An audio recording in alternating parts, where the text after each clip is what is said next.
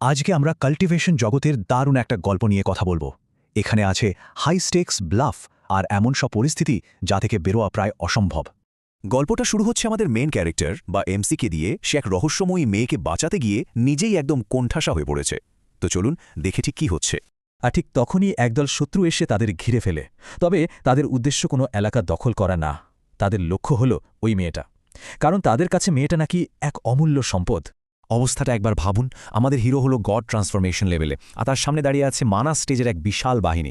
মানে শক্তির দিক দিয়ে তো কোনো তুলনাই চলে না, সে অনেকটাই পিছিয়ে। তো এমসি তো প্রথমে কিছুই বুঝতে পারে না, পুরো কনফিউজড। কিন্তু তখনই তার এক সিনিয়র সঙ্গী আসল ব্যাপারটা খুলে বলে, জানায় যে কেন সবাই এই মেয়েটার পেছনে এভাবে লেগেছে। তাহলে আসল ব্যাপারটা কি শুনুন। এই মেয়েটা আসলে কোনো সাধারণ মেয়ে না, সে একটা কাল্টিভেশন ফার্নেস, মানে সে নিজেই একটা জীবন্ত গুপ্তধন, যে কিনা সবচেয়ে শক্তিশালী যোদ্ধাদেরও অমরত্ব পেতে সাহায্য করতে পারে। বুঝতেই পারছেন কেন তাকে নিয়ে এতটা আমাতানি। এইবার শত্রুরা একটা ভয়ঙ্কর শর্ত দেয়। তারা বলে, হয় তুমি সবার সামনে মেয়েটার সাথে ডুও কাল্টিভেশন করো আর শক্তি বাড়াও, না হলে ওকে আমাদের হাতে তুলে দাও, আমরাই সেটা করব।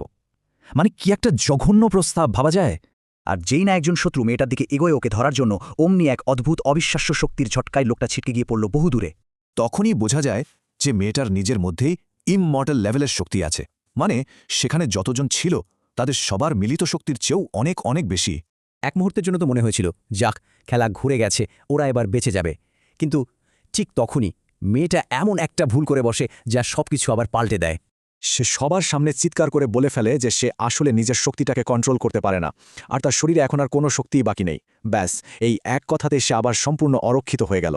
আর শত্রুরা কি এই সুযোগ ছাড়বে?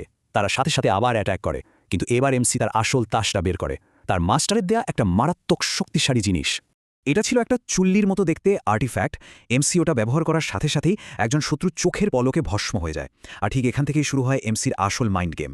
প্রথমে সে শত্রুদের বলে, দেখো এই জিনিসটা আমি দিনে মাত্র 2 বার ব্যবহার করতে পারি, আর এটাও বুঝিয়ে দেয় যে সে এইমাত্র 2য় বার ব্যবহার করে ফেলেছে।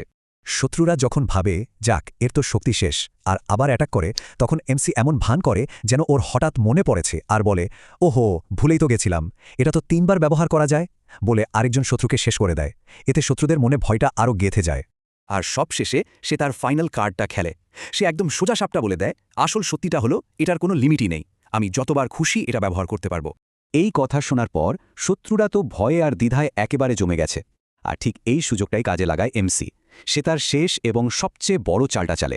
সে শত্রুদের একটা অফার দেয়, বলে, ঠিক আছে মেয়েটা আমার কাছেই থাকবে, এর বদলে এই ধ্বংসাবশেষে যত গুপ্তধন আছে সব তোমরা নিয়ে নাও, আমি আর কিছুই নেব না, সবাই শান্তিতে নিজে নিজের পথে চলে যায়। শত্রুরা তো এই প্রস্তাবে রাজি হয়ে গুপ্তধনের খোঁজে দৌড় দেয়। আর এদিকে এমসি আর তার সিনিয়রও পালাতে থাকে।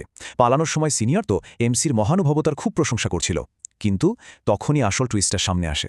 তখন বলে যে পুরো ব্যাপারটাই একটা ভাওতা ছিল, ওই ধ্বংসাবশেষে আসলে কোনো গুপ্তধনই ছিল না, সে আসলে শত্রুদের একটা বোকাশোকা অভিযানে পাঠিয়েছে যাতে ওরা সময় পায় পালিয়ে যাওয়ার। এই কথা শুনে তো সিনিয়রের মাথা খারাপ। সে বুঝতে পারে যখন ওই ক্ষিপ্ত শত্রুরা সত্যিটা জানতে পারবে যে ওদেরকে কি বাজেভাবে বোকা বানানো হয়েছে, তখন তারা প্রতিশোধ নেওয়ার জন্য মরিয়া হয়ে এদের খুঁজে বের করবে। আর ঠিক এই টেনশনের মুহূর্তে এসেই পর্বটা শেষ হয়ে যায়। মানে এমসি তার বুদ্ধির জোরে কিছুটা সময় তো কিনে নিয়েছে, কিন্তু সামনে যে আরও কত বড় বিপদ অপেক্ষা করছে সেটা ভাবলেই গায়ে কাঁটা দেয়।